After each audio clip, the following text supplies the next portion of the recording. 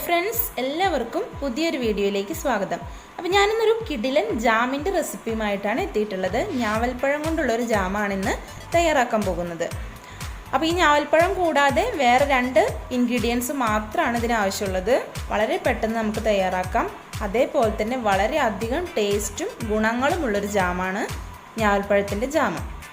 അപ്പോൾ ഇതെങ്ങനെ തയ്യാറാക്കുന്നതെന്ന് നോക്കാം.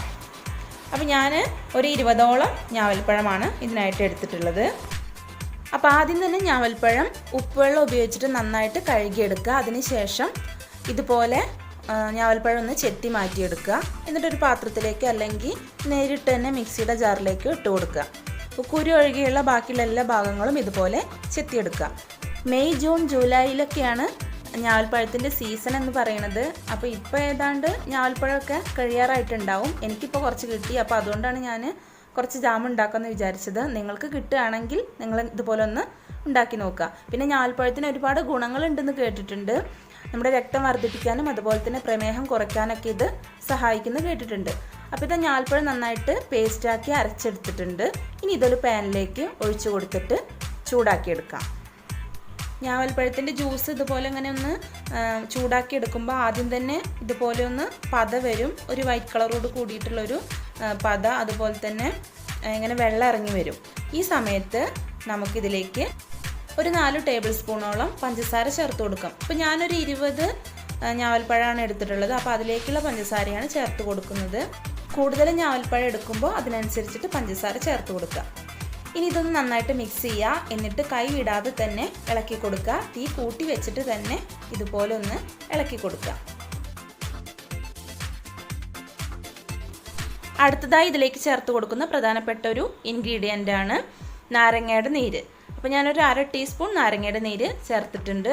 നിങ്ങൾ കൂടുതൽ പഴം എടുക്കുമ്പോൾ അപ്പോൾ അതിനനുസരിച്ചിട്ട് നാരങ്ങയുടെ നീര് ചേർത്ത് കൊടുക്കാൻ ശ്രദ്ധിക്കുക. അപ്പോൾ ജാമിന് കുറച്ച് പുളി കിട്ടാൻ വേണ്ടിയും അതുപോലെ തന്നെ ജാമ് പെട്ടെന്ന് കേടാവാതിരിക്കാൻ വേണ്ടിയിട്ടുമാണ് നാരങ്ങയുടെ നീര് ചേർത്ത് കൊടുക്കുന്നത്. അപ്പോൾ ആവശ്യത്തിനനുസരിച്ചിട്ട് ചേർത്ത് കൊടുക്കുക. ഇളക്കി കൊടുത്തുകൊണ്ടേ ഇരിക്കുക. പിന്നെ ആകെ 15 മിനിറ്റിനുള്ളിൽ തന്നെ നമുക്ക് ഈ ജാം റെഡിയാക്കി എടുക്കാൻ പറ്റും. ഫുൾ ഫ്ലെയിമിലിട്ട് തന്നെ ഇത് റെഡിയാക്കി എടുക്കാൻ ശ്രദ്ധിക്കുക. പിന്നെ ഇങ്ങനെ നന്നായിട്ട് ഇളക്കി കൊടുക്കുക. പാത്രത്തിൻ്റെ സൈഡിലൊക്കെ പിടിച്ചിരിക്കുന്ന അപ്പം തന്നെ ഇളക്കി കൊടുക്കുക, അല്ലെങ്കിൽ അത് പിന്നെ കട്ടയാവാൻ സാധ്യതയുണ്ട്. അപ്പോൾ നന്നായിട്ട് ഇങ്ങനെ ഡ്രൈ ആക്കി എടുക്കണ്ട. കുറച്ചൊരു ലൂസിൽ നമുക്ക് ജാം റെഡിയാക്കി എടുക്കാം. അത് പിന്നെ ഒന്ന് തണുത്ത് കഴിഞ്ഞിട്ടുണ്ടെങ്കിൽ ഒന്ന് സെറ്റായിട്ട് വരും. ഇപ്പോൾ ഇതാ ഏതാണ്ട് ജാം റെഡി ആയിട്ടുണ്ട്. അപ്പോൾ നിങ്ങൾ ഫുൾ ഫ്ലെയിമിൽ ഇട്ടിട്ട് ഇങ്ങനെ ഇളക്കി കൊടുത്തുകൊണ്ടേ ഇരിക്കുക. എന്നിട്ട് ഇതാ വീഡിയോയിൽ കാണുന്ന ഈ ഒരു കൺസിസ്റ്റൻസിയിൽ എത്തുമ്പോൾ നിങ്ങൾ തീ ഓഫ് ചെയ്യുക. എന്നിട്ട് ജാം തണുക്കാൻ വേണ്ടിയിട്ട് മാറ്റി വയ്ക്കുക.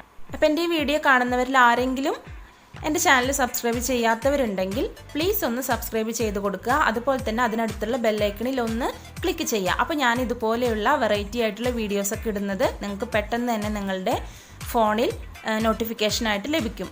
അതുപോലെ തന്നെ ഇന്നത്തെ ഈ വീഡിയോ നിങ്ങൾക്ക് ഇഷ്ടപ്പെട്ടിട്ടുണ്ടെങ്കിൽ ഒന്ന് ലൈക്ക് ചെയ്യുക. അതേപോലെ തന്നെ നിങ്ങളെല്ലാവർക്കും ഒന്ന് ഷെയർ ചെയ്ത് കൊടുക്കുക. അപ്പോൾ വീഡിയോസിനെ പറ്റിയുള്ള നിങ്ങളുടെ അഭിപ്രായം വീഡിയോസിൻ്റെ താഴെയുള്ള കമൻറ്റ് ബോക്സിൽ ഒന്ന് കമൻ്റായിട്ട് ഇടാൻ നോക്കുക. അതുപോലെ തന്നെ ഈ ജാമിനെ പറ്റി പറയുകയാണെങ്കിൽ ഇത് നമുക്ക് ബ്രെഡിൻ്റെ കൂടെ അതുപോലെ തന്നെ ചപ്പാത്തിയുടെ കൂടെ ഒക്കെ കഴിക്കാനായിട്ട് നല്ല ടേസ്റ്റുള്ളൊരു ജാമാണ്. കുട്ടികൾക്ക് എന്തായാലും ഇഷ്ടപ്പെടുന്നുള്ള കാര്യം ഉറപ്പാണ്. നിങ്ങൾ വീട്ടിൽ എന്തായാലും ഉണ്ടാക്കി നോക്കുക. എന്നിട്ട് അതിനെപ്പറ്റിയുള്ള അഭിപ്രായം ഒന്ന് എനിക്ക് കമൻ്റായിട്ട് ഇട്ട് തരിക.